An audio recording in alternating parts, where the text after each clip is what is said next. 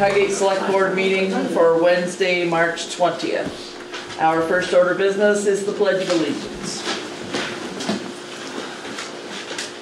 I pledge allegiance to the flag of the United States of America and to the republic for which it stands, one nation, under God, indivisible, with liberty and justice for all.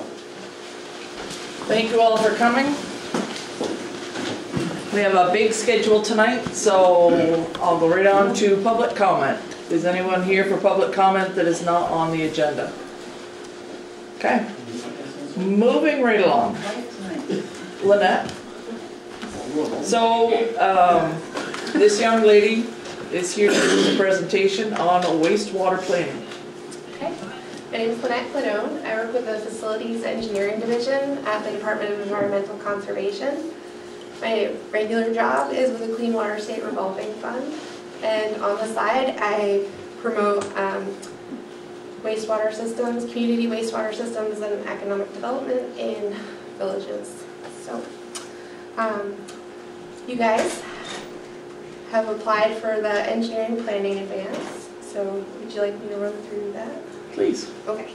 So the engineering planning advance is a funding mechanism that was set up in the, I believe, 1970s by the Vermont legislature to help unsewered towns and villages to get ready to start a project. The idea being that there might not be a user base, somebody paying a utility rate, in order to be able to make any sort of repayment. So the state makes an advance to communities.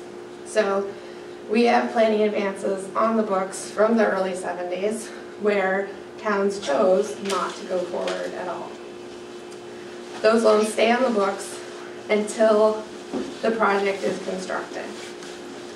There is an opportunity under current changes to the pollution control grants to have the state claim your planning advance as a down payment on your potential future pollution control grants.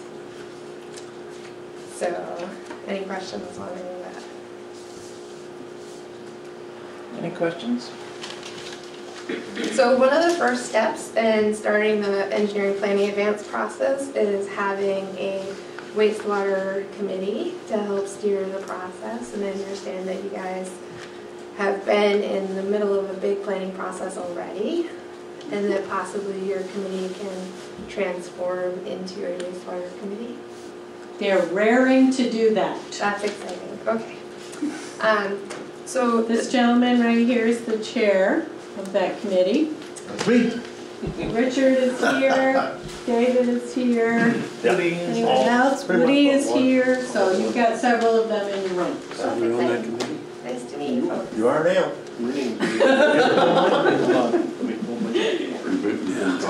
This one, I just got one too. So there's a couple ways that you can go to start right out. I don't, Tim, may I have a motion? There are handouts on the table if anyone wants to follow along with what Lynette is saying. So our Village Wastewater Outreach Committee has put together the list of services that sort of need to go into this type of effort. We had a feedback session from towns that have gone through this process to examine where things broke down and maybe how we could do things better. So what we realized is we were funding a bunch of stuff, and there's funding available for a bunch more stuff, but there were things on the front end and on the back end that could be done either through volunteers or that just tasks that weren't necessarily getting done. So You all have a copy of that worksheet she's referring to. I can.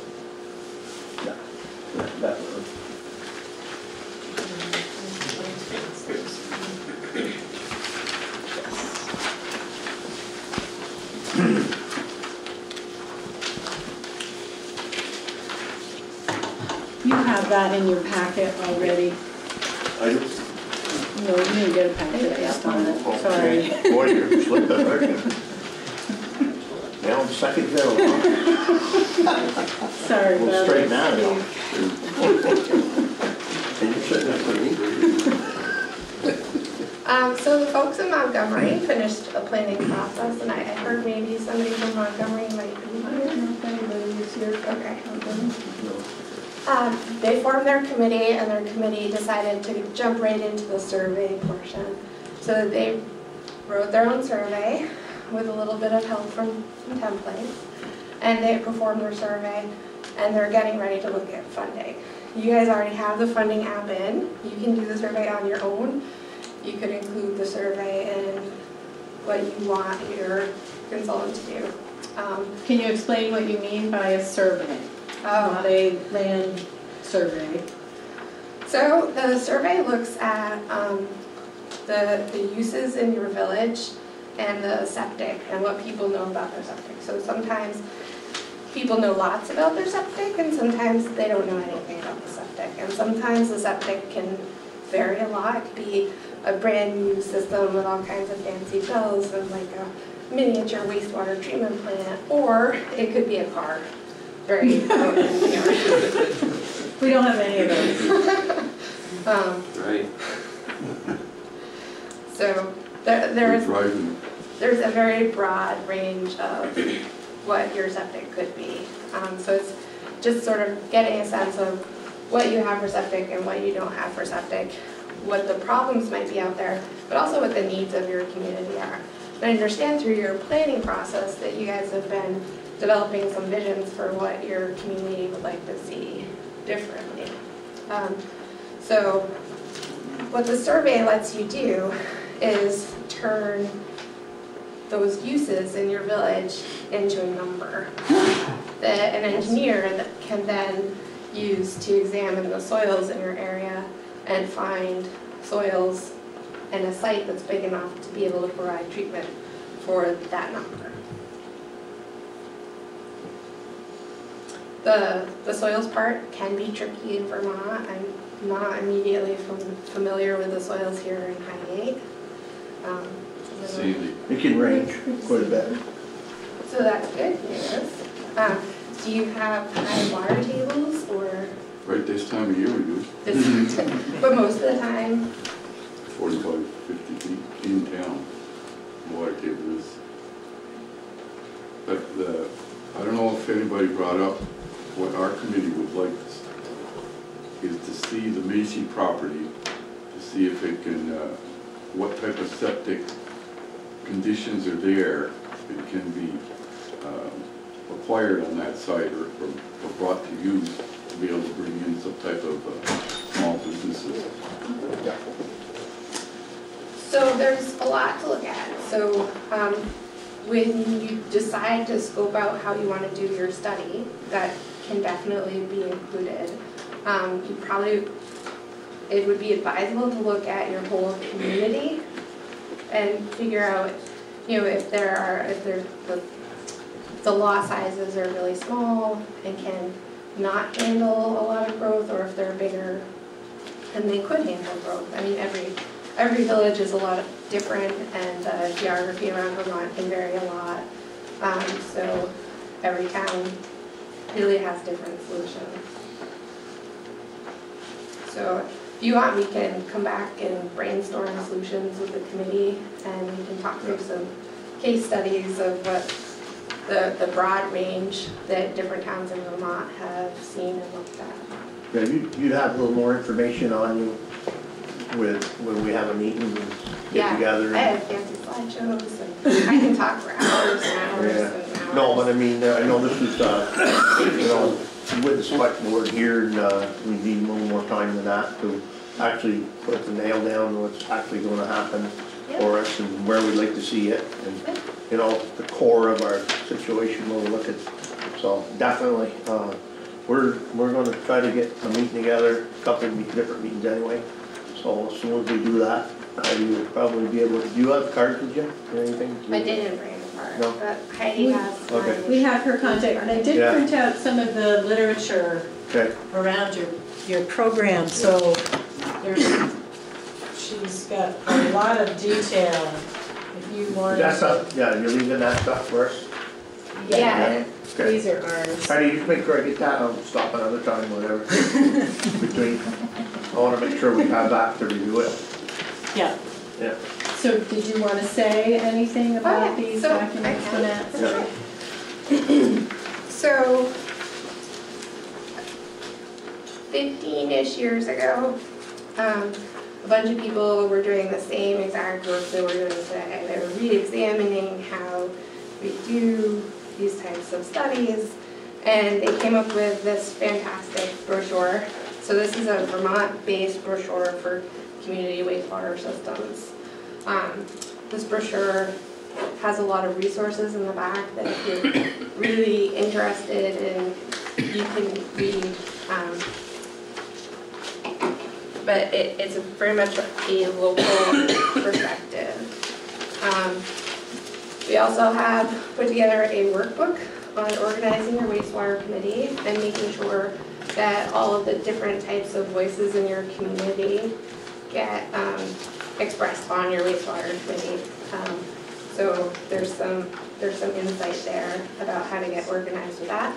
It also recommends getting authorized by the select board to be able to go forward as a committee and make recommendations back to the select board. So, and then I love this book. This is getting your project to flow smoothly. It's a little bit of a pun, but it's got good stuff inside. And this is really a soup to nuts manual for doing any water or sewer project from the very beginning to the very end. So it's a lot, but for any particular step that you're going through, it's only a page or 3 of reading. It's not a whole manual.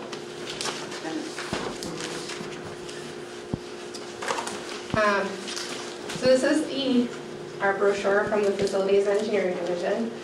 We administer a number of different loan and grant programs. So you've heard about the pollution control grants, those are Vermont grants. The Clean Water State Revolving Fund, that's a fund available primarily to municipalities with terms of 20 years at 2%. There's also planning loans and design loans, and currently we're offering 50% subsidy on planning and design loans. So for example, if you were to not proceed with your engineering planning advance, you could change your mind and do a Clean Water State Revolving Fund loan. And We did talk about that. we would forgive 50%, but then 5 years later, if you didn't move forward, you have 5 years to pay back the remaining part of that loan. So there is some risk there. Folks in Montgomery did that, didn't like it. So this is not my program. This is the Northern Borders Regional Commission grant, but it's fine. No, I can talk about this too. That'd be great. The Department of Environmental Conservation partnered with Wolcott and Burke in order to take advantage of this grant. So we are working with Wolcott and both East and West Burke villages in order to do wastewater planning studies there. And we're still in the process of hiring sub-consultants to be able to do that. So maybe you could just touch on that worksheet again and talk, because the town has been approached by a Regional Planning Commission with the concept of applying to the Northern Borders Regional Commission with them serving as our consultants, and they would do those wraparound services that aren't covered by your planning advance. So those 2 exterior columns cannot be achieved through the program that Lynette is offering. So what regional planning was suggesting is that we mimic the model that you did in Wolcott and also use your planning advance funds as match funds to apply to the Northern Borders Regional Commission for a $20,000 grant to achieve those other items, including that detailed. Yeah, so all the pre-engineering and the other tasks. So that's also a question for the select board to make. So Heidi pre-asked that question from me, and I talked with my director about whether he felt that the engineering planning advance could be used as match. And from the state perspective, we did not see a problem with doing it, with the caveat that the engineering planning advance would be used to pay for that engineering services agreement portion of the work. So we can't pay for things that are not directly related to the infrastructure because it's funded through the capital bill. So there would be fine lines on what could be done with your money and what could be done with the Northern Borders. And I did speak with Northern Borders, and they were fine with this concept as well. Fantastic. So, Is there anything on the federal level that the town could apply for on the USDA program? So USDA has a thing called a search grant. They give grants up to $30,000 to do this type of work. In the case of Burke, they applied for an engineering planning, they applied for the search grant to do a small portion of West Burke's water. But that effort will only get them partway towards the end. And with the services that DEC is providing with engineering planning advance and with the MBRC grant, they'll be able to get to the end of planning. So what does it mean to be at the end of planning? that's a good question. So at the end of planning, you end up with a document called the preliminary engineering report. And that might sound a little weird, but what it does is that document unlocks the funding doors for rural development and for the Clean Water State Revolving Fund, or if you were doing a drinking water system, the Drinking Water State Revolving Fund. So it's tremendously powerful, and without that document being finalized, you can't get to the next level. So one of the places that folks are stalling out is they're doing the feasibility study, and then they're kind of like, oh, we're tired of planning, why can't we do something? And that's because there's a lot of federal requirements tied to that planning, that and preliminary engineering report planning document. Does that make sense? Mm-hmm.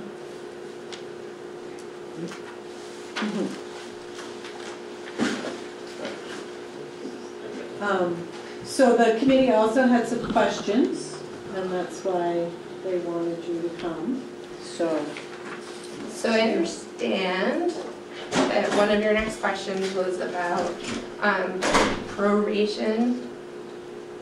Mm-hmm. Okay, so statute allows the engineering planning advance to be collected on a prorated basis. So what that means is it's hard for us to tell you today without having that report done what that proration would be. But it would, I think it's something that we could come up with something at the end of the process so that you would fully understand what would be expected and when. So my director appreciates your upfrontness about the library and the potential subdivision.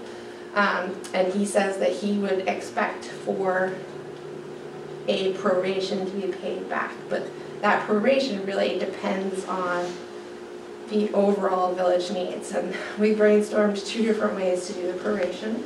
So we could do proration based on cost. So if your overall village system costs X and the library system costs Y, then you'd look at the total of X and Y and divide by the total for your proration, right? So if your town system costs a lot more than the library system, that could work out. But if the library has some funky soils, then the cost might not work out well. The other way to do it would be based on flow. So you could look at the flow of the whole community, that number based on usage, and versus the flow of the library and the subdivision property. So there's a couple different ways to do it. you may come up with a third way, and it might be agreeable, I don't know. Okay. Does that help? Does that answer some? And so, one of the concerns, one of the questions was, we may not own the commercial piece, Right. and so would that proration for their system? Yeah, so that's where it gets really complicated. So because you declared your intent, what my director thought might be fair would be at the time where the sale were to go through for the property to reclaim it at that point. But there's other things you could do as well. You could, you know, with my civil engineer hat on, you could have a shared septic system. And while that may seem immediately undesirable, part of what the Community Wastewater Solutions effort is about is figuring out community solutions. So it's about figuring out where there are opportunities to share septics in communities and to facilitate making that happen.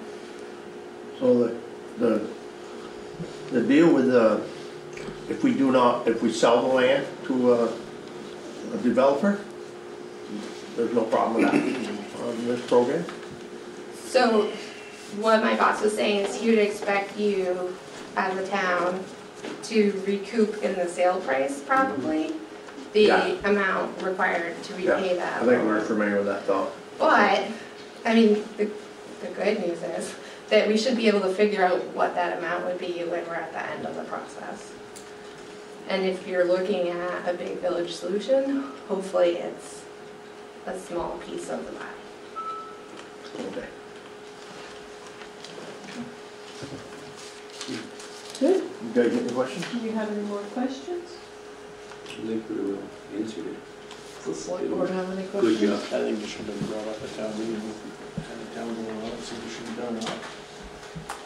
Well, See how much of the residents actually wanna jump onto this thing. In order to make it feasible for somebody to want to purchase or look into working on the property, we're gonna have to do some cleanup. Yeah. And we said that right from the get-go. David, originally. I'm not talking about the cleanup, I'm No. talking about, No, I I'm don't talking mean- about like this whole I don't mean about wastewater just for the the whole town, surface. is what I'm talking. no, but You this gotta be is able a to- study. This is just a study to what we can do and where we're going with it, but you're right. It should be presented back to the town and make sure the town understands and is willing So, when the time's there. so are you gonna be able to bring other town properties in it too, or, you know what I'm saying, or is it just gonna be the library and the Macy property, or? Well, I think that's all the part way, of the study. the way it sounds, it Village. could be a core and it could be added to, I believe. I mean, that'd be the idea. You know, if you're gonna, to get your core established, I would think you'd have to, you know, it's like the gas lines coming up through. I mean, if so many people wanna hitch on, I would think that after they got enough, they would figure, so I'm assuming So in that's, this wastewater system, it would be possible in the future. I think that's where we're going with it in the beginning, but I think that's where we'd start for the center of the core of the town. So, I mean, that's where my trajectory, my thought, and I stress that again, as far as I know, and I got involved in it to make sure that the town got what they wanted, meaning they bought the Macy property originally to market it out for businesses to get back some revenue. So, yes, this should work for that if somebody else is purchasing it, and they would know the agreement for the money that we're putting into it. We talked about that. So, that won't be a surprise. And as David would say, that little money that we put out there is, really isn't much considering what, this was our little conversation, but to considering how much money it would cost to put a business and something in the center. So there's a lot involved, and David, to answer your question, I've been saying it right along, we're gonna bring it back to the people. that the people's the one bought it, we should bring it back, to make sure that they're all happy with what's going on in the community. So it'll be more towards town meeting, I'm gonna assume. And I'm just And afraid we're gonna, the other thing is that all of these meetings are open to the public. every bit of them. So every single person has the right to come and express their opinion and to become involved. And we all also exactly be involved. And then it's just unfortunate that a lot of people don't get involved. They, you know, hey, I got sap running right now, so I should be out and a half from here, but I'm here. So we also can't bring this, you know, we're just starting out with this. Yeah. And gonna do a study, you can't, instead of bringing it to the public or to We have town to- meeting, we have to give before them we have something. any information, we can't answer We have to questions. give them something first. I'm just afraid that we're gonna dump so much into it that we're gonna have too much where we can't sell it. No. It's gonna go over the value. No, we can't get that much money. Yeah, we can't get that much anyway, but the money that we are getting, we really have to do this to establish it, or it'll stay where it is. I mean, that's just how it is. We were assuming when the town voted it in to buy it, we were assuming they knew that we were gonna, in town meeting day, when they were talking about what we're doing with it, well, we brought it to them, showing them what can happen and where it could go. So they are on board with it, and it's nothing to be said and done without the select board here and all the committees, and then bringing it back to the town. And I'll be the first to say that. I'd want to be at town meeting and present it to people, so this is where we are, this is what we spent, where do you know, and this is where we'd like to go with it. What are your thoughts? So that'd be town, for the town, definitely. Todd? Opinion, you would like an opinion? I would, sure. Sitting at town meeting day, behind me a little bit was Mr. Macy, Keith. And one thing I heard him say, and I kind of agree with him, and I don't know that he was upset hearing anything, was we keep referring to it as the Macy property. And it's no longer the Macy property. Town property. And I think before we get too far into wastewater permitting and it be referred permanently as the Macy property, we need to either ask him his opinion or make the decision ourselves to find a different name for that piece of property, because, I mean, you hear good and you hear bad about that property, and I don't think either way should bring a person's heritage either down or up, you know what I mean? Yeah, I think it was just by human nature, because that's Exactly. what people Because it's remember. been so long. Yeah. Yeah, that's all. Don't think We it, have been referring to it as the Village Core Master Plan, Yeah. pretty consistently, but at town meeting, that was an easy thing to say. Yeah. Because everyone knows For the what that public. is, so it's a And really yeah. good point. And I did talk to him, he said he thanked the board for what they did so far on the property. No, and I wasn't gonna speak for him at all, it's just what I had heard. Yeah. And if it is a source spot with him, it's something for somebody else to find out, and we can go from there. Highgate Center Development. Great. Village Green. Good. okay, do we have any other questions? Oh, I have a question. I don't know if anybody knows, how much of the core of Highgate is on what they call the McEwen water system?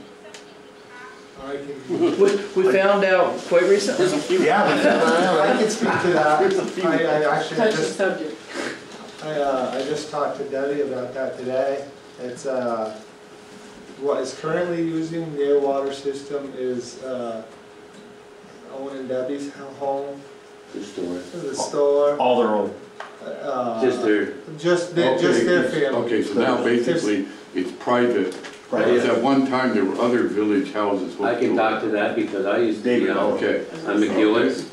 And That's what I about a want to year or two ago, the state had stepped in and kind of put kibosh to a very good thing. And so they would have to get all this insurance and all this, it would cost them a fortune. Usually happens after the state steps in. But anyway, so they told all the people that were on there, it was like, I don't know, 9 houses, the church, the arena, because it's a huge well. that they had to drill their own well.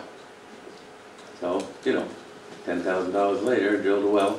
And now it's just, like you say, the store, Owen, and Joyce and Willie's place. That's what I want to know. Yeah. And the house right next door that Corey owns, the rental. But it's all family now. Yeah, Okay. nobody else. We only laughed, Richard, because they had 6 days of hauling water because their water line had an issue, yes. Frost went down and took one of the lines out. Quite a job to find it. For the Goons, you mean? Yeah. Yes. So the family was out of water. And That's so- why we were all coming. Okay. Okay, any other questions for Lynette? Okay, thank you very much for coming. So Good you'll job. schedule me to come back? Yeah. Yeah, Oh, well, definitely. we're gonna have meetings and you're gonna get sick of us. How do you set it up? Oh, you'll get sick of him, man. Thank you. Thank you. Okay, thank you. Okay, moving right along. The Franklin County Sheriff's Department is here. I know I see Mr. Langevin. And John, if you want to introduce yourself, please. Well, John Griswold, I'm the business manager. I'm also a deputy with the sheriff's office.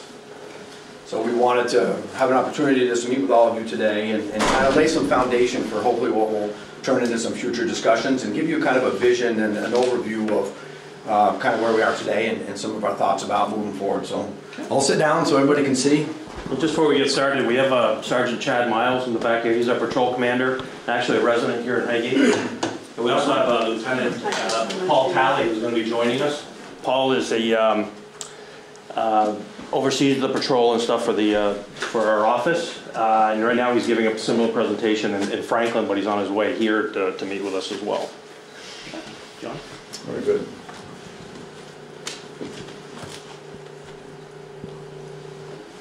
So I think everybody knows that we assumed command as of February 1. One of the really nice highlights is that we were able to retain all the personnel, so we didn't have any issues with gap coverage or loss of personnel, obviously, that could turn into some, staffing issues. Again, I think a lot of this is information that you might already have, but we wanted to kind of start fresh. So we provide contracted police services to Enosburg, Franklin, Fairfax, Georgia, Lake Carmine Campers Association, Richford, and Sheldon. And you're familiar with Sheldon, obviously, because that's a shared contract with you all. In addition to that, we provide school resource officers to the Enosburg High School, to the Fairfax Middle and High School, and the Richford Junior Senior High Schools. We partner with the St. Albans Police Department and the Special Response Team. Sergeant Miles is one of the team leaders on that, so that brings kind of this whole new partnership with another agency to bring that tactical response, that tactical capabilities to this community, should there be a need. We partner with the Customs Border Protection, you know them as Border Patrol, to perform specialized interdiction details, and we do that on land and water. One of the things that we've found is most of the people that we talk to are unaware that we actually have a boat and we do some details on the water. So, and those obviously in the northern areas. We partner with VAST to perform seasonal snowmobile trails, and partner with VASA to perform seasonal ATV patrols. Some of our key areas of focus are community policing. So one of the things that's very important to the sheriff and all the administration and all the personnel is to kind of get back to community policing. Get folks out of their cars, get them meeting and learning all of the business owners and all the people in the community much more on a personal level. Getting out of the cruisers. So that's something that the sheriff is kind of looking on from a top-down perspective. But that's a key initiative for us. We want to increase our communications. We recognize that maybe there's a gap there, and we want to make sure that we have more timely press release information. If anybody looked at our Facebook page today, you'll notice that we put out a publication today about a drug bust that took place in Enosburg. We want to reinvigorate our department's Facebook site. Again, we want to push information out. We want to make sure that information is available to you, that it's timely, that it's relevant, and easily accessible. We're going to reestablish the department's website so that then another conduit for information for all of you. We're going to develop specialized information portals. So that would be a portal that the community members here would have kind of a gateway into specialized information. Maybe you're not concerned with the statistics in Enosburg, you want to have more of a centralized, more of a core focus on your particular community, this portal will provide that to you. We'll publish out information on crime intel and trending, so what's going on in the state of the drug crisis in Vermont. This is a way that we can push information to you so that you're informed. We'll look again, as I said, about town-specific information. We want to make sure that we have a good conduit to get information back from all of you. We're going to develop a Twitter feed. Again, we're kind of throwing it all out there so that we can touch a number of different media sources to provide that information outward. Again, the more timely and relevant content sharing. So we realize that there may have been a gap in the past with that information. Again, we're going to be focused on bringing that information to all of you in a more timely manner.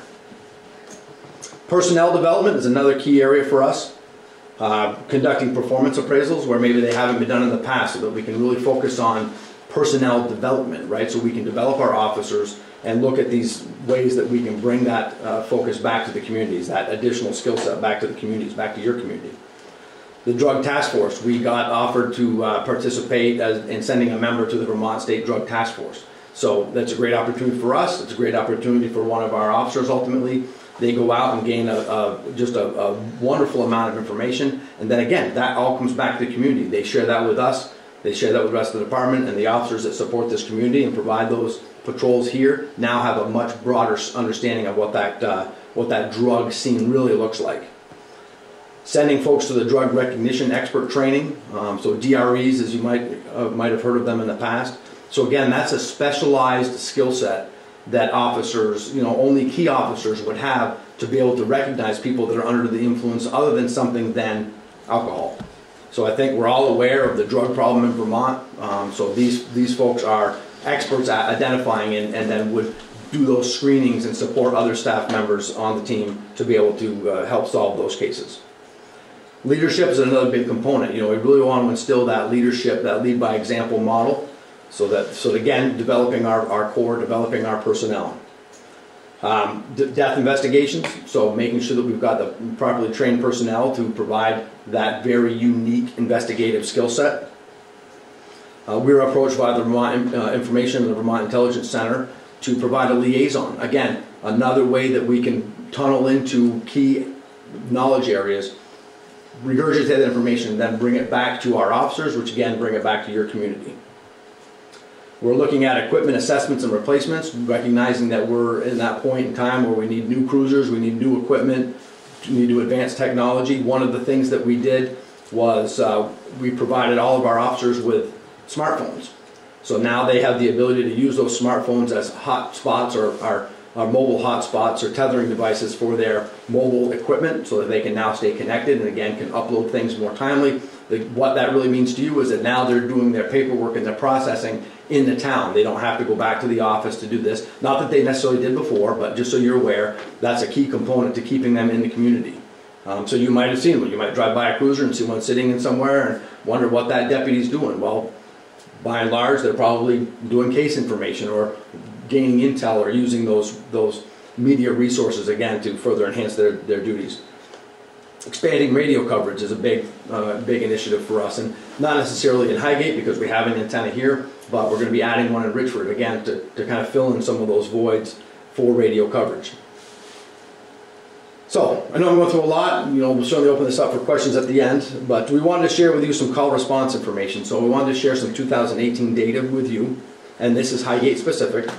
So to give you kind of a flow of really how the calls come in and where we're spending our time. So I won't go through all of these unless you have any specific questions, but you can see that traffic stops, like in all communities, are the highest volume. Those are officer generated, right? So those are initiative generated, officer generated instances. We conduct 42 property watches, so that's something that I think people are unaware of, that we actually get out and we'll do property checks for folks. Maybe they're out of town, maybe it's a school, but we'll go around and make sure that property is secured, a nice peace of mind thing. Again, motor vehicle complaints, agency assist, those directed patrols. Directed patrols are ones that we might have received information from you all about a specific problem in a specific area. So we would dedicate a specific officer to go out and address that, whether it's motor vehicle enforcement, mostly motor vehicle enforcement, but it could be stop buying violations, things like that. So this is a breakdown of the month and I'm not sure how well it comes out there, but just to kind of show you where we are. So February being in this area, and then as it kind of works its way down through, and you can see the summertime's busy. August is a very busy month, but you all know that. You live in this community, you know that things kind of ebb and flow throughout the course of the year. But relatively steady, relatively steady call volumes for here. And this just shows the combined information because you share an officer with Sheldon. So to show that kind of the month breakdown of where that information comes from and where we're concentrating our time. So you can see that there was 1,236 calls for both towns last year. So that breaks down to 630 calls here and 614 calls in Sheldon. That's 888 calls per officer per year. Again, for both towns, so average of 444 calls for your community last year. And again, that's everything. That's all of it together. For comparison's sake, St. Albans Police Department, which you would think would be very busy, they're at about 600 calls per officer per year. So this exceeds what St. Albans would do per officer. So motor vehicle enforcement, again, just to kind of share with you some information of what we're looking at. Speeding, that SL2, that 11 to 20 miles an hour over the speed limit is a large portion of what we do. And again, it kind of breaks down defective equipment, vehicles not inspected, operating without insurance, persons required to register, so no registration on a vehicle, etc. This gives you a breakdown of how many actual warnings we're giving versus writing tickets.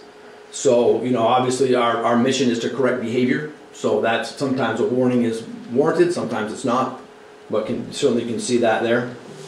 Arrest data. So this shows for your community the top 5 arrests that we have. So driving with a criminally suspended license is the peak. It's not, excessively high, but it's kind of what we see the most. And again, very consistent with other communities. Your community is not atypical. Excessive speed being up there. I'm sure you all are aware that speed in this community is a challenge. It is in other places as well. We met with Fairfax earlier this week, and they had expressed the same kind of thoughts about speed being a problem for them. Driving under the influence and etc. kind of going through. So arrest by month, again, as I pointed out earlier, August is the most active month, but relatively nominal across the range of the year. So again, we're all aware of major crimes that have happened. These are just some of them. That there was a robbery that took place and an arrest that took place from folks that had robbed a convenience store in Highgate and in Swanton, so arrest was made there. You're certainly aware of the homicide that took place last year. So just kind of wanted to share that with you, right? So your community, just like every other community in Vermont or every other community in the country, is not immune to these major crimes and these major issues. So again, we wanted to provide this information to you as an opportunity to level set, to find out, just make sure that you're all aware of kind of where we're coming from, some of the key initiatives for us, what's important to us.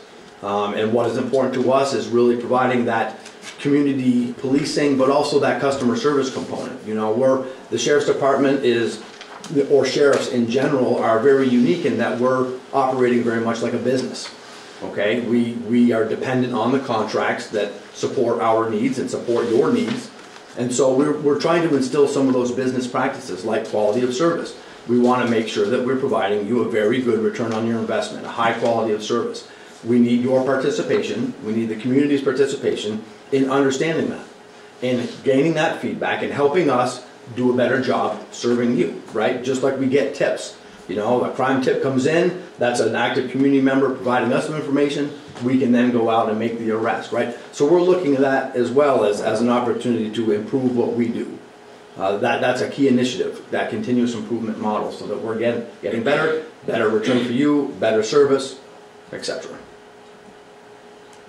Sheriff, is there anything else that you'd like to add to that? And to echo what John was saying, the biggest part of one of the biggest things we do is we do aggressive motor vehicle enforcement. We gain the greatest knowledge from stopping cars that are violating the law, and that's how we develop intel on what stolen property is going on, maybe who robbed the store from the other night, that type of thing. So it all starts with aggressive motor vehicle enforcement, and we're getting calls like throughout the county. It's not just here that we have speeding cars, but throughout the county. Cars are just faster today than they've ever been before. And crimes are committed with motor vehicles involved. So that's why I'm a firm believer in doing the motor vehicle enforcement and staying ahead of that. You know, and our deputies are, you know, do a pretty good job at it. We see some of their numbers that they've had. Can we do better? We can always do better depending on the complaints that we get and what the needs are of our communities and stuff. So we, like John was saying, we rely a lot on you guys, you know, to give us some guidance, if you will. We want to provide service for you. Your town's unique to the other 14 towns that are here in Franklin County, and we want to address your needs. And we're doing this with every town that we have contracts in, and even some that we don't. We're going to try to help out and try to see what we can do to help them, because I think a law enforcement presence in every community is going to help the county. We do have someone hopefully going to go on the drug task force. I think that's a big deal. You get some specialized training there. You can come back to our community and help us. You do a lot of search warrants, you do a lot of drug buys, and then you do a lot of arrests, and you see how it's done. We're still talking with Chief Taylor and maybe seeing what we can push for locally having a street crimes unit that goes countywide. We're working on that. I'm working with Lieutenant Lamoth in the state police barracks, where when they go out and they do a directed patrol, if they're coming to Highgate, which by the way, they're up on Carter Hill Road, I heard, I want them to call my deputy and say, hey, come on with us and we'll go together and stuff, just like we used to do years ago. It's a lot more fun when you do that. It's a lot more impressive, and it gets the message out that the police are out there, and it doesn't matter if they're sheriffs, if they're troopers, or if they're Swanton police, we're all working together. So you're going to see a lot of that, like you've probably never seen before. We've had St. Albans PD now seize a couple of cars, and they bring them right to our bay, the sheriff's office, secure them to get search warrants. We've had St. Albans PD come in and process a DUI because their data master was down. You're seeing a lot of different cruisers at the Franklin County Sheriff's Office, which is the way it's supposed to be. So we're going to continue that, and you know, we want to see cruisers throughout Franklin County, Highgate included. So how many officers do you have? We have 35 total.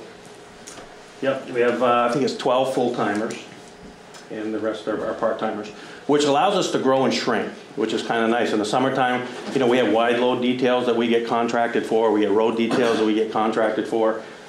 We have the VASA, the Four Wheelers Association, that pays us to do patrols. VAS does the same thing. We participate in Stone Garden with our Canadian counterparts. John and I were just up to Jay Peak and had one-on-one meetings with the Sûreté de Quebec chief there, who's just over the border in Highgate all the way to Richford, the Sutton crossing, the Albercourt crossing. So now we have direct communications, cell phone numbers. We exchange emails back and forth for what's going on, you know, on just the other side of the border. So those are the types of relationships that we're looking to create. Steve? These property checks that you do, is that any cost to the people, like businesses and stuff like that, or is that included through the cost of our town? That's included. I mean, you know, and we won't call those out on the radio. We'll just have a number. You know, I'll be out at you know, check number 21. So we're not announcing somebody's house might be vacant. No, because I've actually requested in my shop yard times for you guys, if you're doing your paperwork, to actually sit in the yard, because that avoids they drive by, they see that you're there once in a while, keeps them from trying to break in or whatever. This has happened. So, you know, if you hear from me, you'll know. Well, and that's the whole idea with, like as John was mentioning, having the hotspot on your computer. It just, you know, not having connectivity, somebody's going to go try to find it somewhere. And if we can connect them, you know, on the road, you know, you have access to all your programs, whether that be DMV, whether that be the crime intel database, all that stuff. It's important to stay connected. Richard? What's your, I didn't hear you guys talk too much about it, and I've heard in the past here, you guys just kind of overlook it. Our four-wheelers and ATVs, when they're racing up Gore Road on two wheels side by side, and there's cows out there, and the cows are headed to the road, scared right to death, they go out. Who's reliable for those cows? And, you know, that's happened a lot, and I've called, and you guys are scared. You know, and I didn't hear him talk anything about ATVs. What's your, talk to me a little bit about it. Well, first of all, I think the ATV issue is a fairly small number of individuals we're talking about. Well, it isn't. No. You come up on Gore Road and drive in 551 and sit there. You know, and yeah, it's getting smaller, but now they're not doing four-wheelers, they're doing four-wheel drive trucks racing side by side.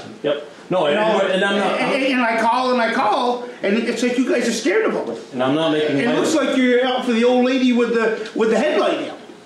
You know, it gets discouraging. Yep. You know, when I come down here and I go to your patrol guy, I say, hey, well, I got trouble up on the Gore Road. He says, have a good night, sir. You know, I don't like that. Yep. I pay taxes. I've been paying taxes since I was 20 years old. Yep. You know, and it's a little bit discouraging. Yep. And you know, 2 weeks ago we had a hockey game here in town. It was a big hockey game. We had everybody from Colchester, and it was a playoff game. They're racing up and down the road, and your deputies over in McEwen's. I went and got it. You got to get up. Wait, that hockey game gets out. It was packed. Somebody needed. He did. He went up on the Gore Road, and he did get one. Right. But you know, something like that. I'm not worried about 78. And when we got a big arena over here and it's full, it's bringing in income to our town, somebody's got to take care of that. And I expect you guys to be on it when there's a big game like that. Yeah. And we did do an ordinance for four-wheelers now to make it easier for you folks to be able to do your job. You know, because we knew in the past, you said originally that we did when I was on the board, that we wanted to make sure that do what we need to do so you could do your job. Right. So we are in that. And as Deputy Grismore said, we started February 1st. Yeah. Right. And I understand where you're coming from. I knew it was a problem when I was coming here months ago, and so. I talked to you on the phone. Right. Yeah. You know? And we do want to address it, and we do have a plan to address it. Yeah. You know, and as a board, I think we'd like to be involved in your plan. Absolutely. Absolutely. You're going to be involved. The state's attorney's going to be involved. Multiple law enforcement agencies are going to be involved. Yeah. And we are going to look to correct the issue. That was a promise I made when I came in front of you guys months ago. And we are going to do it. We're going to put a plan together to do that. But I think it's important to be fair that there are a lot of ATVs in this area. Right. And we are looking, I believe, at just a small handful. And we need your help in identifying who those individuals are, and we'll deal with it. You know? Yeah, and that's where that communication, you know, kind of that two-way communication can be beneficial, right? So it's a problem if you have a complaint, a member of the board or a member of the community has a complaint and it's fallen on deaf ears. That's a problem. You can always contact the office, contact the sheriff directly. He gave you his business card. Make that phone call. We don't ever want to hear of an example or even this perception that somebody doesn't care about your problems. Absolutely. I get it. And you're frustrated. I get it. I just get a little rowdy. Of course, no problem, no problem. But the challenges that you're expressing are challenges that a lot of people are feeling. You know, we know it. Yeah. So as we develop those things, that's where we can partner with you. You know, that's where you or other members can have a conduit into the office to provide us with that intelligence. Get descriptions. You know the people that are riding these four-wheelers. Get their names. You fill out a statement. We'll go out and write tickets. We'll go out and make arrests if we need to make arrests, but we need your part. What's the one thing about a four-wheeler when a cruiser pulls up behind it? What happens? They're gone. Right? They're going to go over the river and through the woods. And we're not going to chase them that way. So it's very difficult. They all wear helmets. It's a challenge for us as well. And that's where, you know, you folks that know, you know, the folks that are perpetrating these crimes, help us, help you, right? So those are ways that we can be partners in this problem. We can come up and do saturation patrols. If you tell us that it's every Friday from 9 o'clock to 11 o'clock, we could bring a number of deputies up here to address the issue if you have those things. Like with the hockey game, you know, if you would have given us a call and said, hey, prep us for this. We had an incident in Fairfax as an example where there was a funeral service, and some of the folks that were, you know, that were organizing the funeral service had expressed some concerns to the sheriff's office about some nefarious characters showing up, let's say, and they didn't want there to be an issue. So they asked us to come. So the sheriff and I went out and provided kind of keeping the peace thing. So things like that where you have hockey games, we're more than happy to come out. When I saw him, he did go right up. He said, I'll go right up there and patrol that area, you know. Yeah, and that was at no cost to you because he was on actually a Governor's Highway Safety Program grant at that time. So he was up here because he knew the game was going on and he wanted to be proactive. So I thought that was great. next time we'll just probably see where he's positioned for the next big game. I'd like to back up what Richard said also about on the Gore Road, also on Lambkin Street. I can hear them up there, but I live on the Gore Road. Well, Steve lives on the Gore Road. This guy lives on the Gore Road. He knows. Yeah, and they do. I'm on right across from the arena almost. Yep. And there's a flat right there. It's 35 miles an hour. Yep. And You do?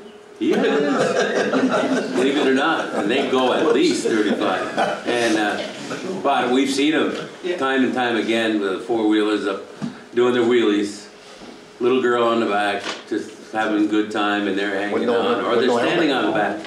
But and then also there's a bunch up the road that with a great truck or whatever they're driving at the time, doing burnouts and 80 miles an hour from my house. Right. You know, and the way I have my organization set up is when you call the office, you're going to talk to somebody. First, you're going to get the secretary.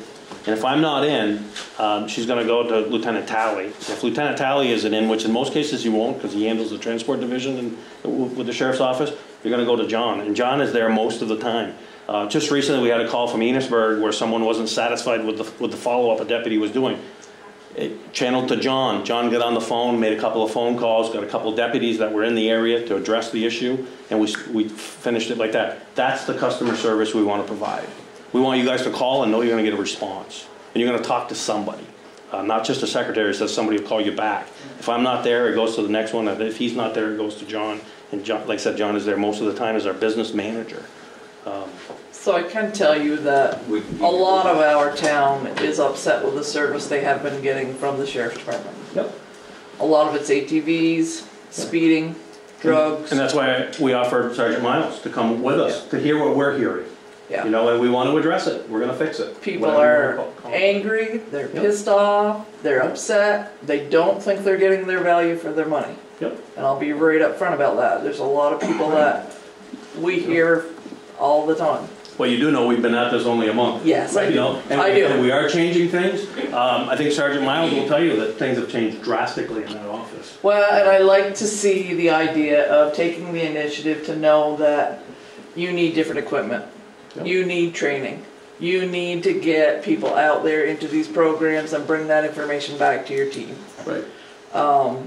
We like hearing that you want to be responsive to us because we haven't been getting it and we're not happy. Right. And you're willing to listen. Yeah. Absolutely. You know, that's a big point here. A lot of people feel that when they're talking, they're not getting results.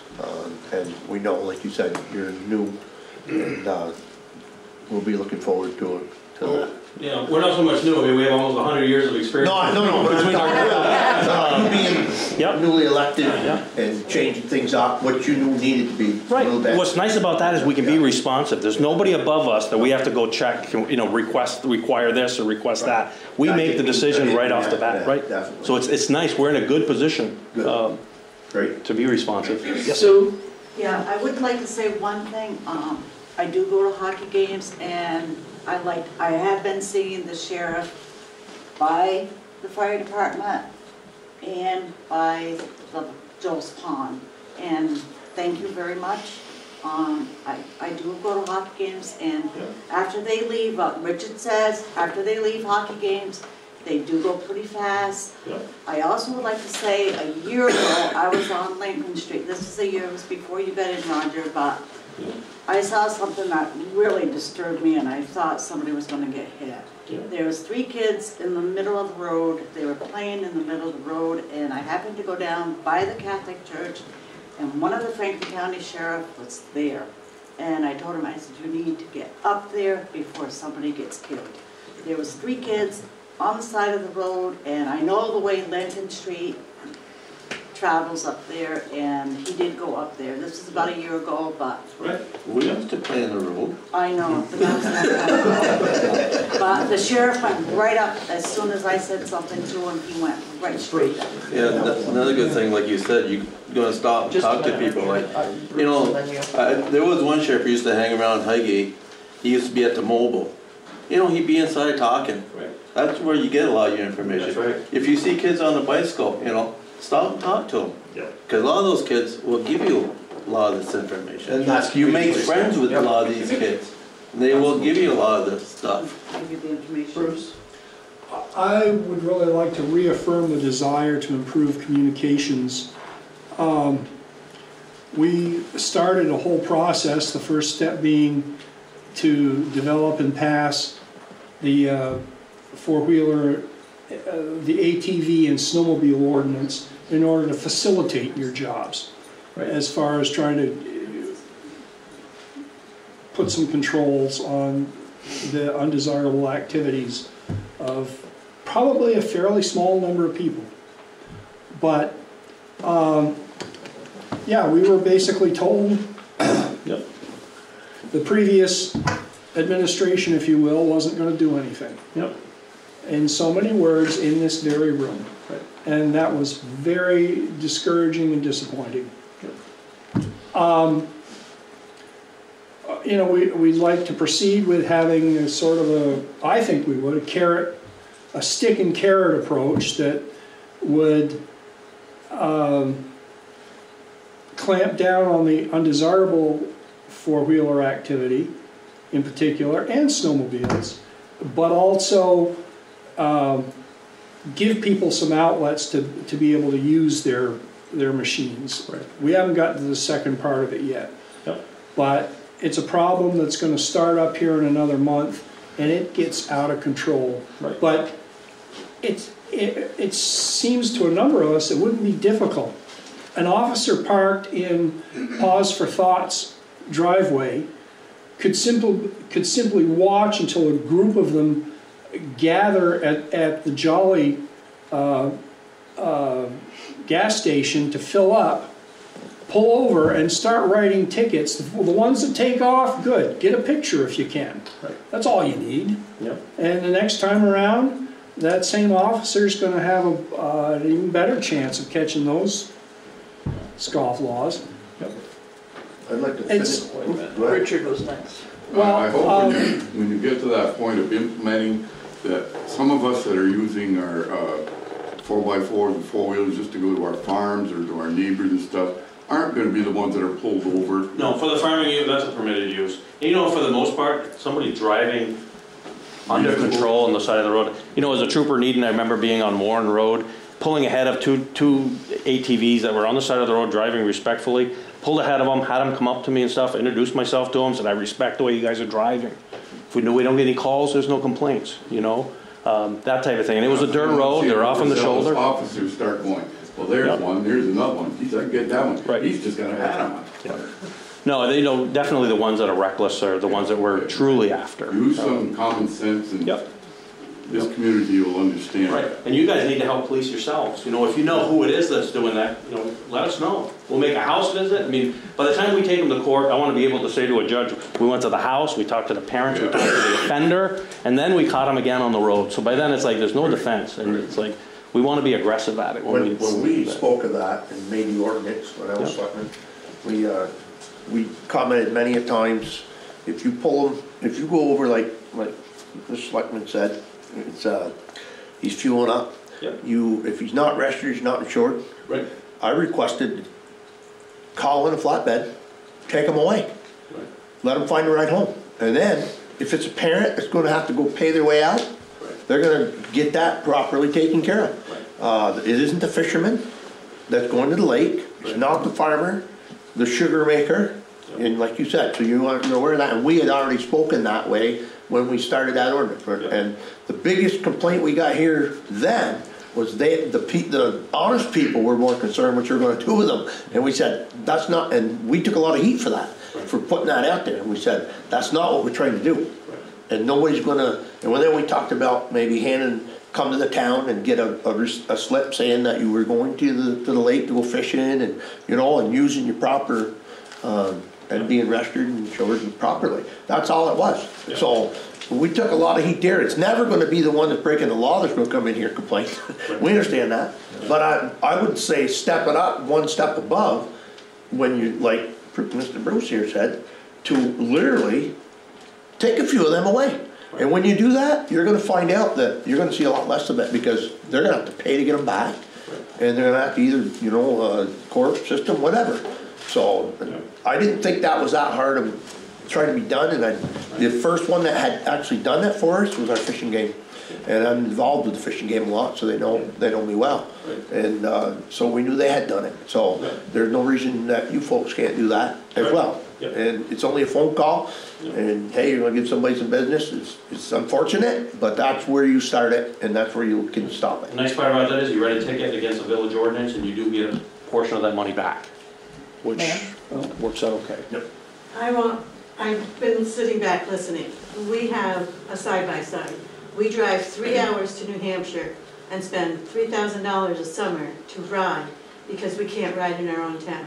My husband's a heart patient, has had 5 knee surgeries. So with this ordinance, am I allowed to go down to the farm down the road, to go up in the woods, to haul his deer out because he can't drag it out? And I just feel it's sad that the adults that abide by the rules. When I live off the Fortin Road, and when I come home at night, it's nothing to watch certain kids, and I've talked with Roger about it, because I'm willing to start taking pictures and everything else, to pop wheelies and drive right through the 4 corners and not even stop. Well, we talked about partnership, right? So that's a key component, is that partnership with all of you, right? You're helping, putting the ordinance in place is a very good step. But then, we can leverage officer discretion, and like you said, we're not interested in the person that's riding on the side of the road, or that's using it, as a farm piece of equipment, or that's driving into the woods to get a deer, right? I mean, it's very easy for us to recognize the difference, So that's where we can work with all of you, right? I mean, you put this ordinance in it, and you have a say in how it gets enforced. And maybe you didn't have that voice before, and I'm sorry that the previous administration made you feel like your things don't matter. I promise you, they matter.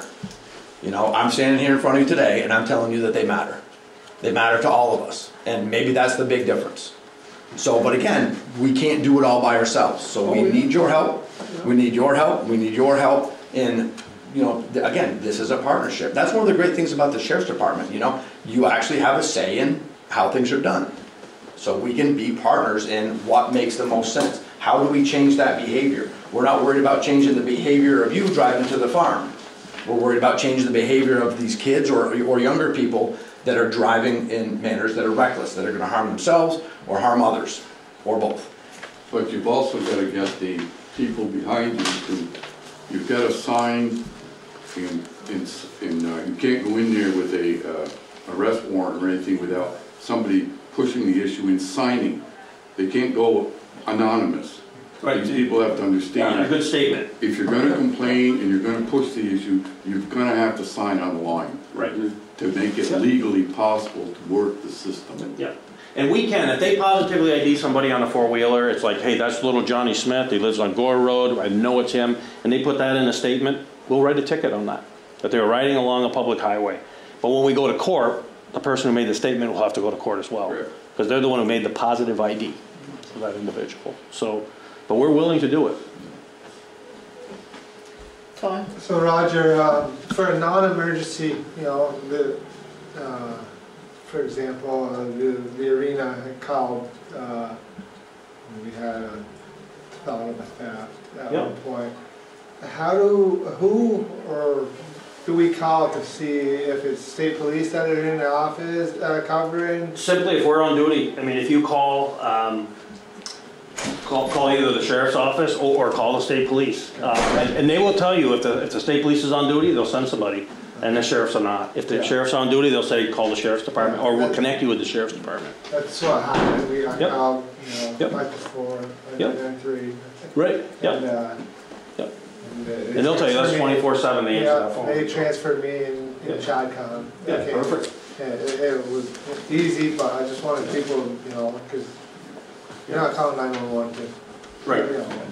But with more than one agency on, can you call both if the sheriffs aren't on? Will the sheriffs transfer to state police? Yeah, you'll get an automatic transfer to them. And it wouldn't be unusual to see Sergeant Miles respond, and if there's a trooper in the area, I mean, that's the kind of relationships we're building. You see two responses there, responders. That's on that there. On the same note as Ty there, I've called before in the past, a few years back, and was told by the sheriff, well, it's not our day. Call the state. Call the state, we have nobody in the area. and then nobody shows up. Yeah. So if it's not your day, but you have somebody in the area, and VSP can't show up, are you gonna show up?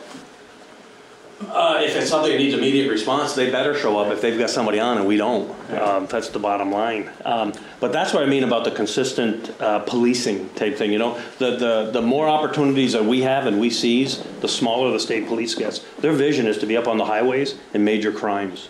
And we are perfectly set up to run law enforcement in Franklin County. All county sheriff's offices are. At one time, we're the primary law enforcement in the county. So we're ready to go back there. We're poised. We're looking to grow. We're looking to settle what we have initially and go forward so that we can be the ones to say, yeah, we'll answer that call and not even leave it to the state police. We'll leave them to the interstates and do their interdictions and stuff where they do great. And if we need something like a homicide that's here in Highgate or something, we call them. They've got the resources and that other stuff that they bring to agencies, other agencies. And that's what they're all about. You know, so eventually I'd like to see us in every town here in Franklin County. Bruce?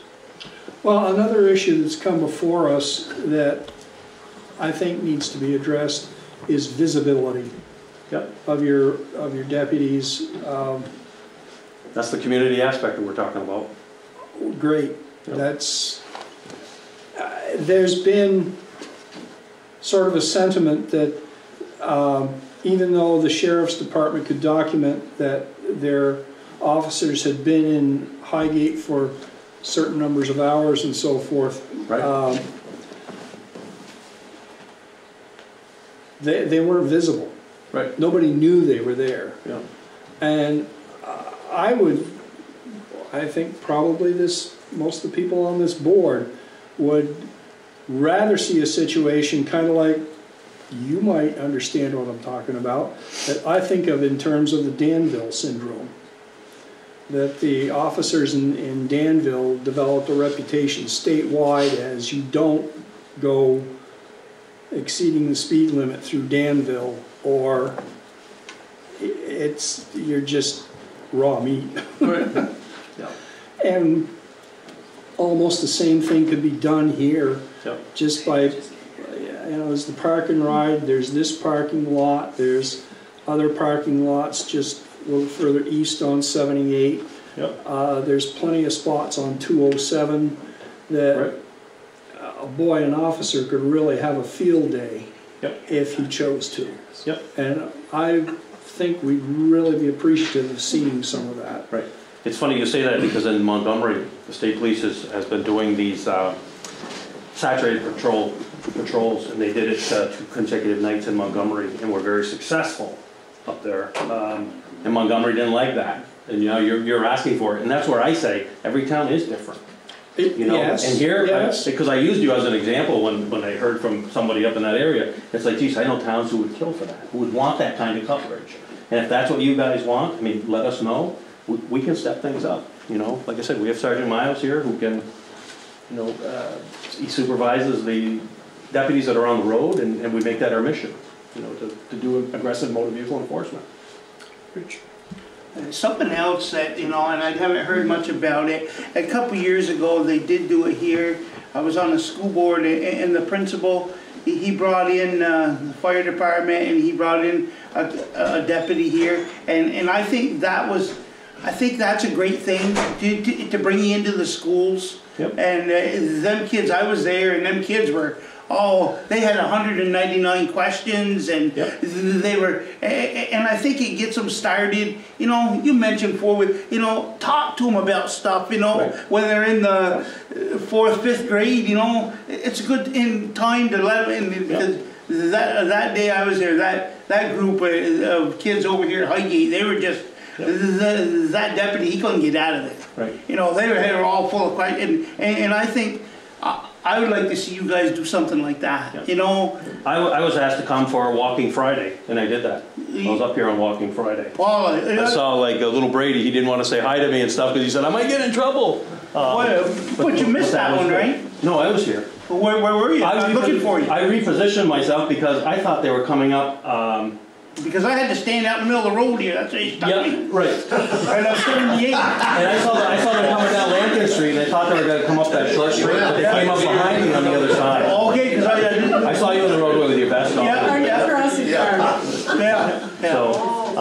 But, you know, on the next walk-in Friday, you know, we'll have somebody up there, something at the right position. Right, You know, with yeah, blue lights on. yeah, I think that's We love great. it. And then there was a homeowners association that called too. They were having some issues within the homeowners association. I attended that.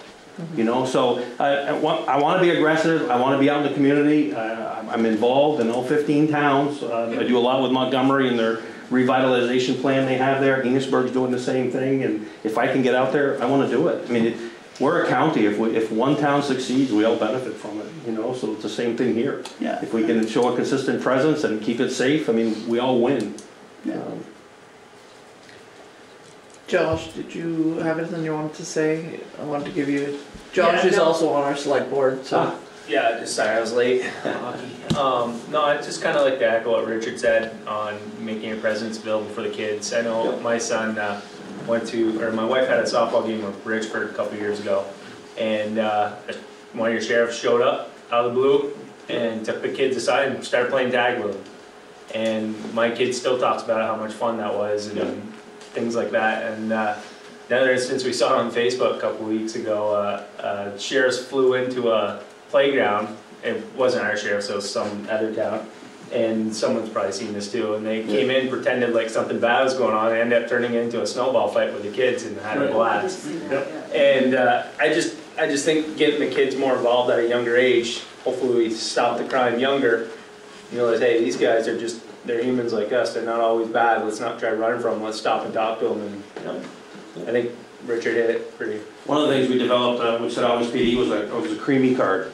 It had a sheriff's badge on one side, and it had the either the beverage mart for free creamy or the base store. Yes. You know, we caught a kid. You know, said you've been caught doing something right. You know, whether that kid's riding his bike with a helmet on, crossing in a crosswalk, bringing the groceries at the house, stop out, well, get out of your car. That's the community policing thing, and hand it to them. You know, Very good. that's a great little thing. We're thinking of coffee cards. You know, the Jolly store is very receptive to that. You know, same basis thing. You know, if you happen to run into some adults somewhere, you know. And then the other thing Bruce said is just a presence. I think in the past I feel like we've been neglected, but hopefully going forward it's.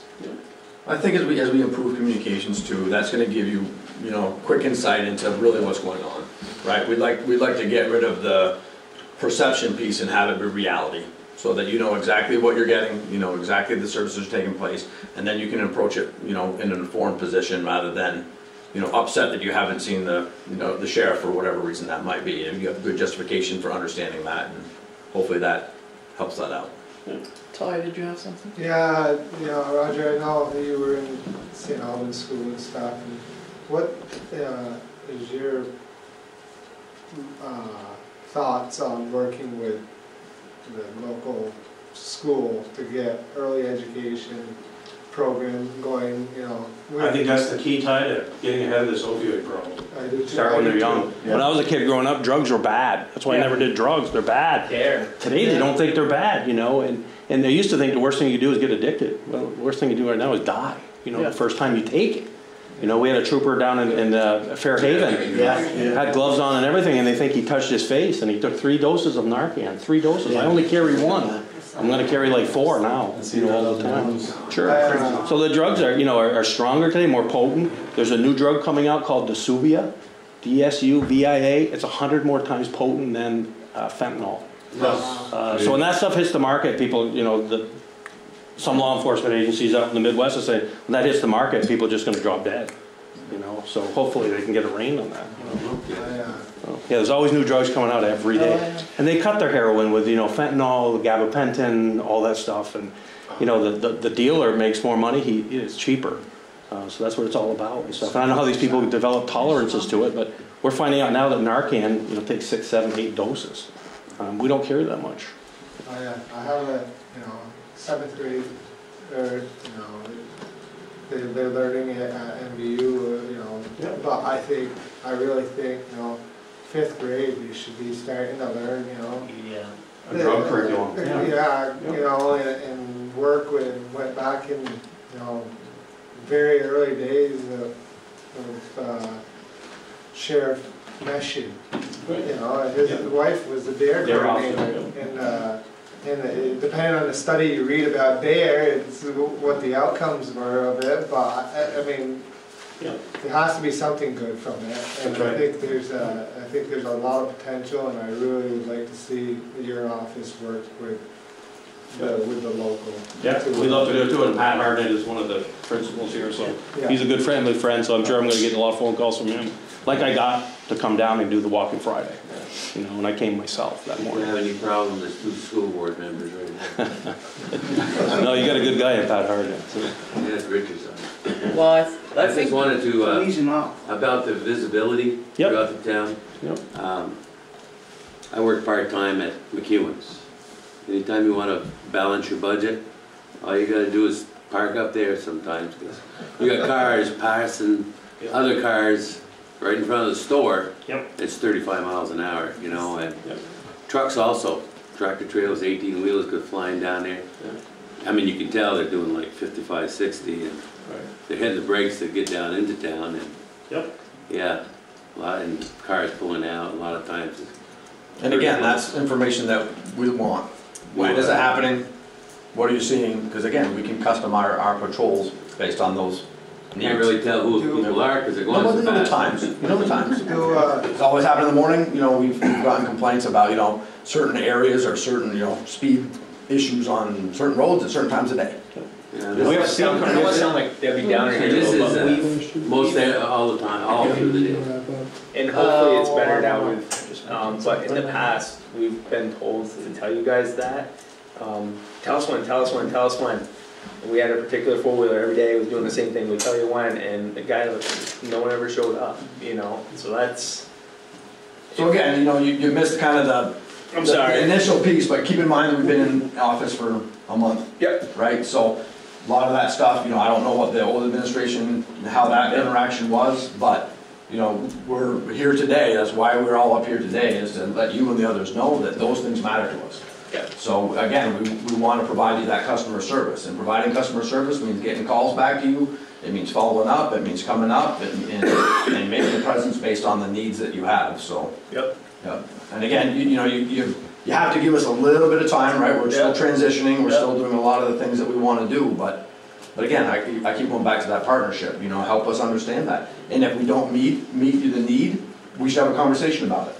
You know, you should never get blown off. You should never not get a call back or an email back or whatever, but let's have a conversation. Maybe there's a good reason, right? And let's work together on that. I think the other thing as well is with the drug problem, the more enforcement that St. Albans produces means that traffic's going somewhere else.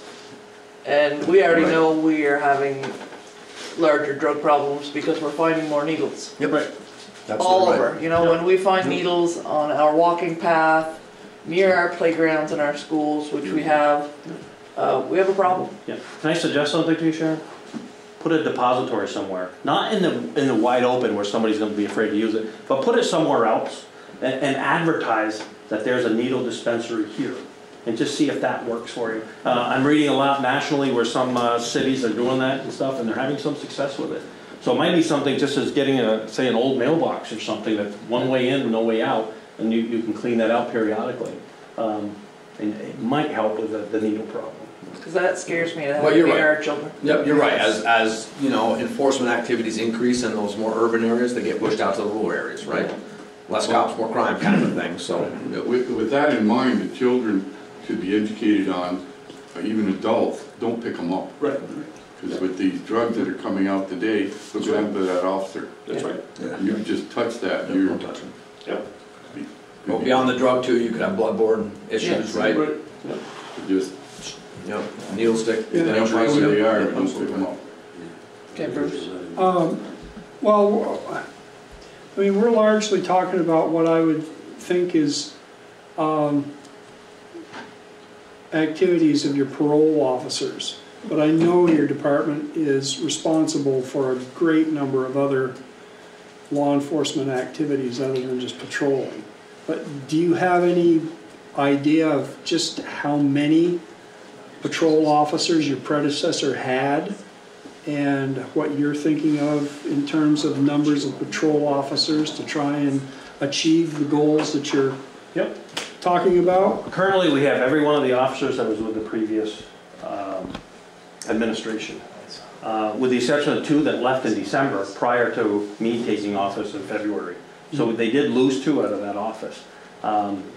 But we have right now enough to handle what we are currently have for contracts with the 12 officers that we have. And I have there were 6 other officers from outside of Franklin County who had called me and said, do you have any openings?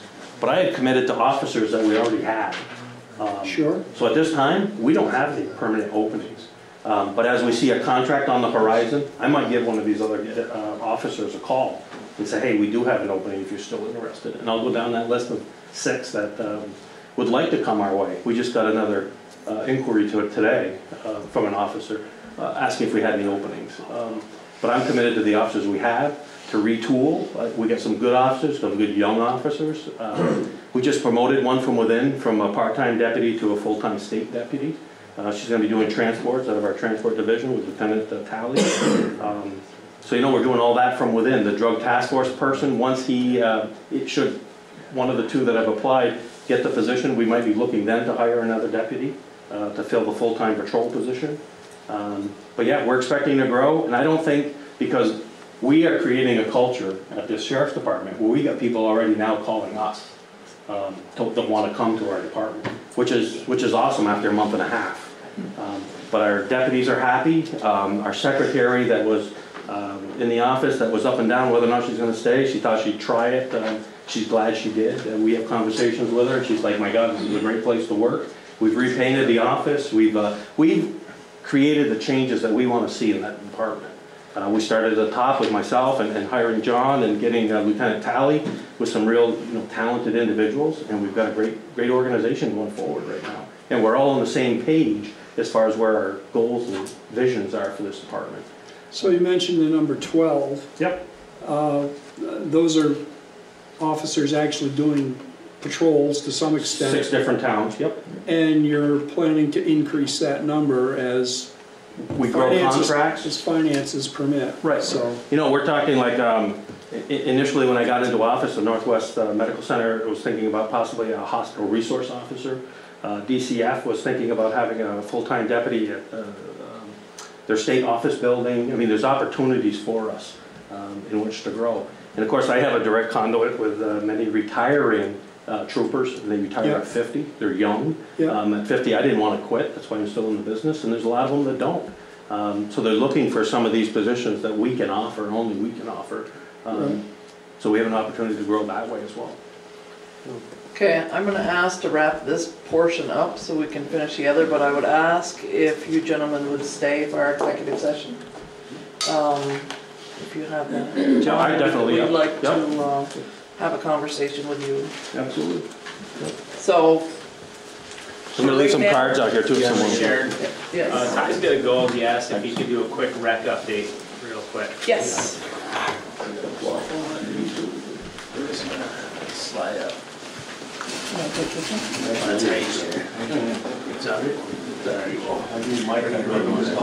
Don't even start with me. I'll give it all in. yeah. What do you do? Two? 6 stitches. Cutting cabbage.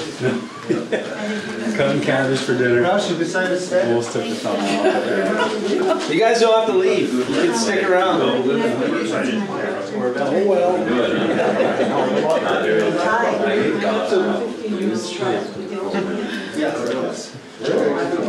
Okay, gentlemen, I'd ask you to either step further into the hall or outside so we can continue. Have a dance. Go ahead, Ty. So, our new rec director, Dan Borgard, started today. I worked with him today. Thank you. More of a, he's from out of state. Gave him a quick orientation on the town. We met, Sharon and Fleet Pride. We did a lot of meet and greets, showed town what some of our areas of responsibility are, and it went well. So that's he's going to do for the first 2 weeks to until our next meeting. He'll do a 9 to 5, Monday through Friday, with office hours being noon to 2. So he'll be there to answer a phone or see somebody come in, noon to 2. His office hours, but his hours will be 9 to 5, Monday through Friday for the first 2 weeks till April 1st, and then we'll go from there. Next thing on it, so we had a Zamboni breakdown, emergency Friday night, second to last day at ICE. The rec department would like to thank Sharon Moscat of Fleet Pride for getting us up and going. It was 7:30 Friday night, and we had the Zamboni up and going by 9 o'clock Friday night, so we were able to save the last day at ICE. What happened to it? Hydraulic hose broke. It's just a normal wear and tear. You're not going to pick when it happens, but we really want to thank Sharon and Fleet Pride because I don't think many other arenas around could have saved that last day. She's pretty handy. Who's the new director? I didn't hear. Dan Beauregard. Why does that name sound familiar? It's not the Dan Beauregard from Franklin. It's he's from Massachusetts. Oh, okay. Yeah. Everybody that I introduced him to today was thinking the So he's from same thing. Massachusetts? Yes. Okay. Yeah, he's actually he's living in Swanton now for the time being. The ice is out. Sunday we took ice out. Want to thank Ferdinand Gagne for letting us use his dump truck. We also used the highway to the Public Works, his dump truck. And we'd like to thank the McEwen family for their tractor. We used our tractor also. It was the smoothest ice out that I've been involved with.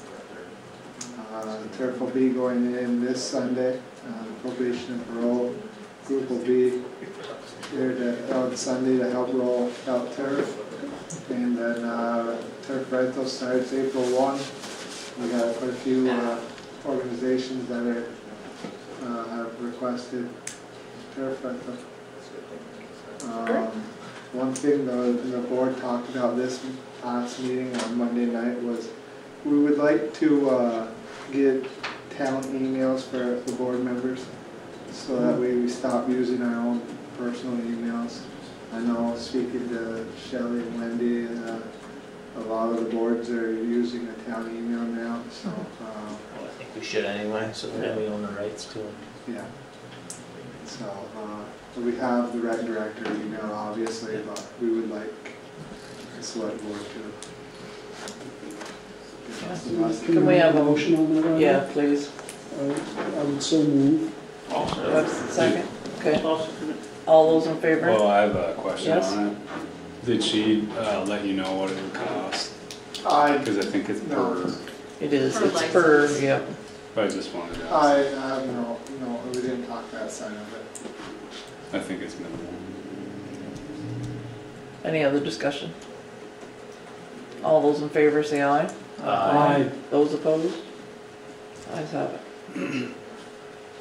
I think that's really it for this time around. Cool. I have a couple of questions. Does Dan need anything? For Just Anything. for his office? He has a computer? He's gonna yeah, go he's got there? the computer. He's got. I would expect that he'll be there at 9 o'clock tomorrow. There'll be some alone office time. I would expect when I go there tomorrow afternoon, there'll be a question and sheet that he's come up with over the day. He's got access to the website, to the email account now. He was going to, before the end of the day, send a request to get access to our Facebook page. So like I said, I think If there's anything he needs, because you're not getting access or certain things that's not moving as smoothly as what you'd like, please let us know. Yeah, and I told him today that Because if he he needs, has a he needs to concern. be the guy. Yeah, absolutely. And so we did probably 45 minutes of office time just setting those up, and the rest was learning the area, you know. We went to DeZorcy, we went to McEwen's, to Miley plans on going to see the public works guys and the library. And, because he's not from around here. Yeah, that's cool. We went up to Shipyard, Rock River, it was a busy day, a lot of info. If I thought of it, I would have told you to bring him tonight, but if he'd like to come to our next meeting, I think that that'd be he wise. can, you know, appear on camera and people will have a face to a name. Yeah, Alrighty. definitely. And just a silly question, what are the dump trucks needed for the Yeah. sales? They, oh, you do? Yeah. You don't melt it? No, it warms up just enough to break that bond on the cement, and then we scrape it up with tractors and load it in the dump trucks and take it over by the salt shed. It's got the paint and the ice. And the paint is biodegradable. It is. Non-toxic. Yeah, but it's slimy, and with the gym classes going play in the ball field, we would have some complaints with kids coming back home. White, blue, red. and white. Cool. Ty, what's the late expected on that Zamboni? I don't 10 know, years ago. David. That's what I was thinking. Yeah, they did a whole new engine though, right? Yeah. There isn't. Should we have it on a preventive maintenance schedule or? We're working to figure out a lot. You planned one, right? From what I heard you say the other night, you guys are. We'll do the preventative maintenance and the proactive maintenance to put it to bed for the summer. We put in the capital improvement plan for a minimal amount for replacement. I really think if we take care of it, we'll definitely meet that goal of where we set out. Oh, at least. Where do you store it? The Zamboni? Yeah. They're right there at the arena. Okay. There's not really many other places to store it, and there's not a whole lot of need for the space. Vermont, check. Bushings on the box can go bad. Do we shut that dehumidifier off at some point, or do we run that right through? Summer's the worst, right? Yeah. And that helped this year. We raised the building temperature up with the dehumidifier. Minimal, we raised it up 8 degrees, and it was just enough overnight that it broke that bond. And what normally takes a whole day of fighting with the ice to get it to pop was we were out of there by 11:30 that morning. So Wow. it was, like I said, it was the best year pulling ice that I've been a part of. Okay. All right, perfect, thank you. Thanks, Ty. Any other questions for Ty? Okay. All right, next is treasurer update. So we have the check warrant. Do we have any discussion? Do I have a motion to sign the check warrant? I'll make that motion. Do I have a second? Second. All those in favor say aye. Aye. Okay, Shelley had another commitment tonight, so she was not here. Wendy, while we're signing, I'll let you go right ahead. Yep, we're powering through this because it's getting late. Yeah. There's 2 sets of minutes, February 21st, which was your last regular meeting, and the town meeting minutes are also there for approval. I did also send them to Kyle Lopian and Chris Shepherd to get back to me by today with any edits, and I didn't hear anything, so. Okay, so do I have a motion to accept the select board meetings from February 21st? I'll make a motion. Do I have a second? Second. All those in favor say aye. Aye. Those opposed? Okay. Do I have a motion to accept the town meeting day minutes from March 5th? I'll make that motion. Do I have a second? I'll second that motion. Okay, all those in favor say aye. Aye. Those opposed? Okay. Excellent. All right, real quick, we had our rabies clinic last Saturday. Looks like a lot of people. Whoa. Yes. A lot of people with rabies. No, A lot of people without rabies. Oh, that's it. The line was wrapped around this building by 9:30 and we didn't start till 10. It never let up. It was, but no complaints. It went very smoothly. Hundreds of animals were vaccinated. Cheryl So did it all was, that? yep, Cheryl did it for us. We did license 85 dogs that day as well. We are at 400. We still have a long way to go. And the deadline's April 1st. Oh boy. Yeah. Real quick, just a heads up, Green Up Day and Household Hazardous Waste Day will both be on the first Saturday in May, May 4th. I'll have Hopefully more snow's info. gone. What's that? Hopefully the snow's gone. Yeah, hopefully. Wendy, I'd like to back up though. There were some firemen there. I think we need to thank those guys. Oh, sure, yeah. You know, The firemen, I sent them a thank you card. Okay. Yep, I did. Firemen and Public Works did some work out in the back. It was very muddy. Yeah. So just kept the flow going. It was a very good day. I appreciate everybody's help. Great. Positions for appointment. We have one that I know of that we didn't get on the list last time, Assistant ACO. I did speak with Christy and she would like to assist Bonnie again this year when Bonnie is unable. Okay. So do I have a motion I'll to make that accept motion to Christie accept Bro? Christie Bro. I'll second the motion. Any discussion? All those in favor say aye. Aye. Those opposed? And then about your Recreation Commission, We're gonna just hold off on. nothing with Brian, just leave it. Let's, at least till next, the Okay. select board's next meeting. All right, so we'll leave that. And because the next time we meet will be after April 1st, you need to sign your annual warrant. What about the third lister position? What's happened with that? We have not And no gotten any interest. interest. They've been without a third lister position for probably at least a year. So, So it's there, I mean, well, did we get write-in votes? yes. There was And- a total of 36 write-in votes for that position. The one person that got the most had 3. So there was a lot of people that got a vote here and there. You needed a minimum of 22 to get the position. So the most anyone got was 3. And there's probably That's somebody correct. that wasn't even wanting the position. I wrote Ty's name. Case in point. Then I was probably the one that had 3. There you go. Are you interested, Ty? No.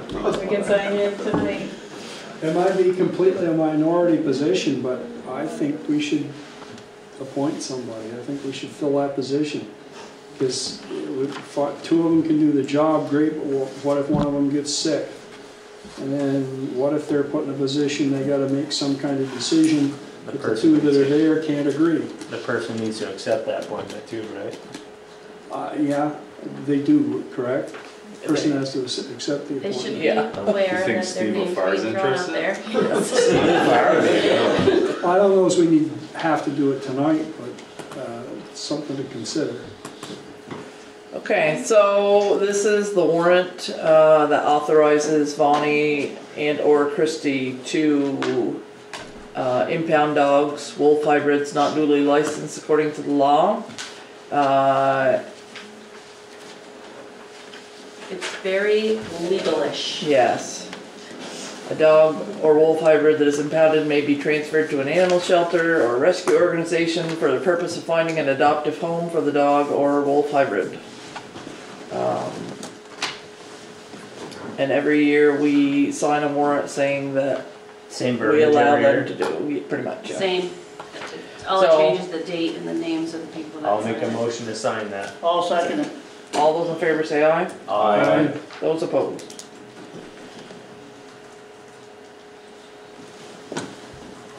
That's it for me. I don't mean to go backwards, but would it be helpful if we posted on Facebook the need for a lister, to maybe a short I think description? you should talk to the other 2 listers. Yeah. I think they feel differently, that there's a need for a third. I mean, if they have a third, That's all well and good. Why do we have 3 positions then? because by statute, there has to be 3 available if people want to run for them. We looked into eliminating one of them and we can't. By statute, it says each town must have 3 positions. That's probably the break of tie, like you said. That's why we got 5 select board members, is because 4 could be a constant deadlock. So I was just going back to maybe if people knew what it entailed, a short description of what a lister might do, maybe we get somebody interested. Statute So it's says not it. just make people mad? That's what I don't. No, that's what the select board's for. Ouch! That's our primary, That's my goal. Thanks. Okay, administrative. Okay, wastewater plant grant, so we went through with that, and as far as I'm understanding it, we are moving forward with that. So I'd like to get the select board's permission to submit a letter of intent to the Northern Border Regional Planning Commission to apply for those funds to get us those additional services that we spoke of. Okay, could you reiterate what those services are going to be? On this form here, it would be the first column and the last column. I didn't get to see that. So the proposal, and there is a budget attached to that as well. Yeah, so there's pre-engineering costs, and other tasks depending on the proposal. So in your Dropbox or your packet, you have the Northern Borders Regional Commission plan. There's also a proposed budget, and this was just borrowed from the other grant that was done for another town. So in our study that they did for the village core, that was one of the things that they said was, first, you really need an excellent survey on that property to give you a solid understanding of what's on the ground. So that's a part that would be covered under this. And we would be collaborating with Regional Planning Commission to help us walk us through the project. Formerly referred to as the Mesha property? No, the Village Core Master Plan. Which, okay, is the whole village core. But you mentioned a property. I'm sorry, I'm At least I thought. It is for the village, that's correct. So those details are all going to be fine-tuned, as we said, when she's able to sit down with the group and go through it. But it's an opportunity to look at the village for wastewater and water solutions. Does that answer your question? Yeah, I think so. But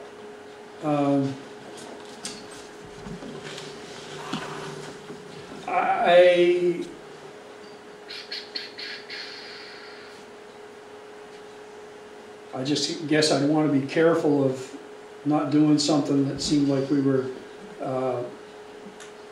getting ahead of the I don't know how we title it, but the group that has, the committee that has been working on the disposition of the former Mesha property. They're called the Village Core Master Plan Group. Okay. That's the name of their group, which have now taken on the responsibilities of this wastewater committee. So is that the whole village?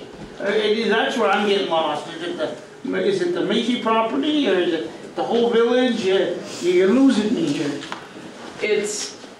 They want to take a look at the whole village in order to determine what needs might be there, with a specific focus on that Macy property.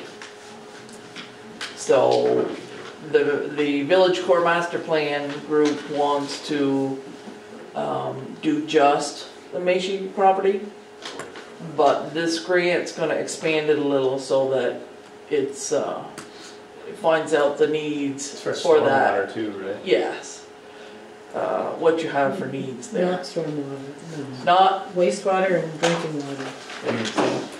And this would include the school property. It could, yes. One of the well, again, those details will be fleshed out, but that's one of the concepts that was presented for the Village Core Master Plan study, is that sometimes large buildings like that can upgrade toilets and use far less water. Then they have water for more. So these are all things that can come out of this study. More knowledge. But like, what about the surface water drainage problems? Could we help with that? This is not to address stormwater. We are working with the Friends of Northern Lake Champlain to get funding for a village stormwater master plan. So is that the same thing as the school's doing too? The school is working specifically on their property. Okay, so we wouldn't, okay. But what Bruce is saying, this does include the school on the... It can. It can include the school. Well, it really should, right? Because it, in your, okay. Well, of course, it's gonna be a different property owner come July 1st, so it's not the town's property. But again, all we're looking to do with this is just find some information. This is not a commitment, this is an investigation. And the Village Core Master Plan, our properties, did prompt this, but it is something that can be expanded for the whole village, which is the ideal option. While you're going through the effort to get as much information as you can, you're not obligated to do anything about it. Right. And this money is only repaid if you ever go to construction on a system and prorated based on what you do construct. But one way to take the sting out of it is to use those funds you're getting as your match for a Northern Borders Regional Planning Commission. If you were to apply for this later for these things, you'd have to cover that match yourself. So it's an optimal time to do this. That's the $30,000 loan that we...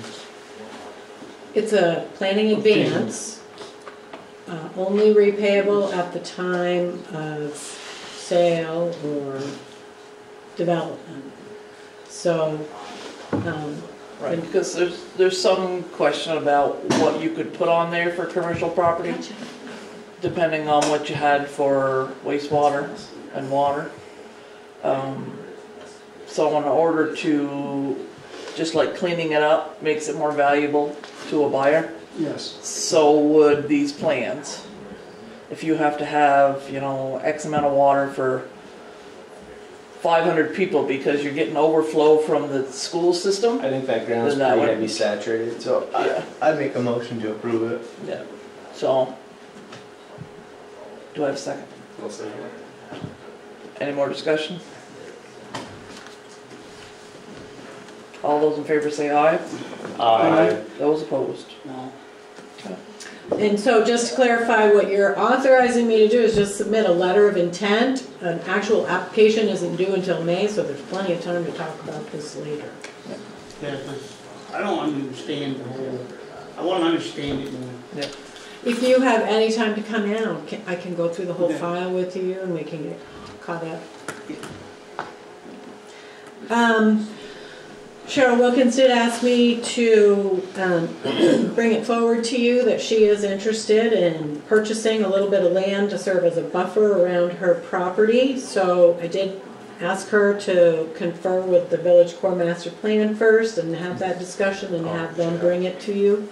So, so they will be having that conversation. Yeah, she told me she just wanted basically a driveway width past her building, just so if she wanted to get around it, she could. I think they would be receptive to that. And on that same note, and I'll take advantage of the fact that